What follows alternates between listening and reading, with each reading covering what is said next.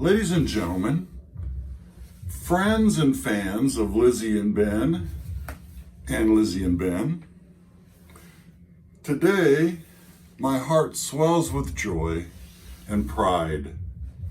It's a momentous occasion that I've been looking forward to for years. The day our son Ben found the love of his life and embarked on this beautiful journey called marriage. I want to thank each and every one of you for being here to share this special moment. As parents, watching our son grow into the man he is today has definitely been one of the greatest joys of our lives. From the very first time we held him in our arms, we knew that he was destined for greatness. And now, seeing him as a groom, Betsy and I couldn't be happier. Lizzie, you are an extraordinary woman, and we are grateful that you have chosen to join our family.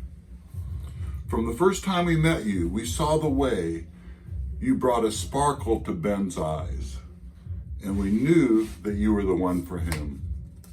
Your love and devotion to each other has been evident in every step of your journey, and it absolutely warms our hearts.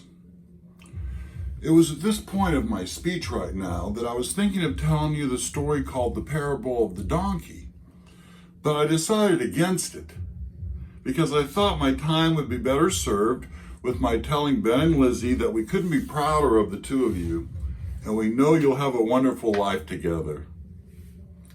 But if I had told the story of the parable of the donkey, I would have told you about the time when Lizzie and Ben were riding on a donkey traveling into town.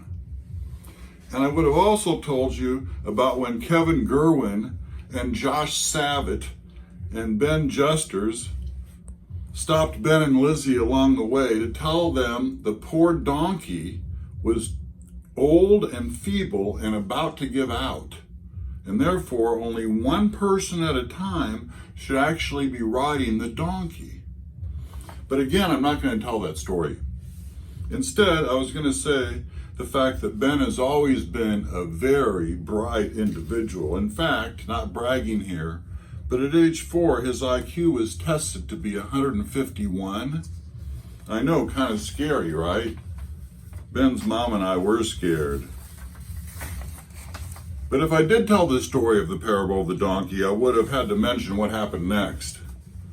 I would have needed to explain that after the advice from Mr. Gerwin, Mr. Savitt, and Mr. Juster, Ben got off the donkey and Lizzie rode the donkey alone, with Ben walking beside she and the donkey as they continued toward the town. From there, Lizzie and the donkey, with Ben walking alongside, would have continued towards town again if I would have told the story, which I'm not going to do. In fact, let's face it, I should be able to come up with some more accolades about the newlyweds, right? Well, ladies and gentlemen, teaching is a very noble profession, one that requires patience, dedication, and a genuine love for learning and growth. And Betsy and I believe these qualities are what made Ben and Lizzie a perfect match. Like most of you know, but some might not know, I want to point out that both Ben and Lizzie have their Master's of Arts degree in special teaching education and are currently teaching special education in the Chicago Public Schools. Isn't that fantastic? I think it is. And so, since I decided not to tell the story of the parable of the donkey, you wouldn't know the next part of the story, which is when Lizzie was riding on the donkey with Ben walking alongside because of the last bit of advice they'd gotten from Ben Juster and Kevin Gerwin. And as they continued toward town, they met up with some new people, Grandma Jean, who was accompanied by none other than Dr. James Daniels, the father of the bride. Guess what they offered up? More advice. The part of the story that you won't hear from me is the advice that Grandma Jean and Dr. James Daniels gave Lizzie and Ben was that the donkey was too sick and old for anyone to ride. Grandma Jean even commented that she knows all about old. Anyway, So the two told Lizzie and Ben the donkey probably could not survive the journey into town unless Lizzie too got off the donkey, and the donkey somehow could be carried, because it was in no shape to be walking, even with no riders on it at all. Speaking of donkeys, the donkey is an amazing animal. Strong, able to carry heavy loads over arduous terrain for long distances to faraway places. Donkeys can be a metaphor for this entire, for life really. Because the donkey, forgive me, I might have just had a thought derailment.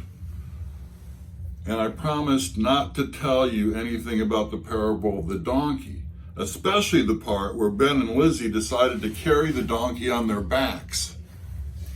So now we got Ben and Lizzie like this, walking with the donkey, carrying the donkey. Can you believe this is happening?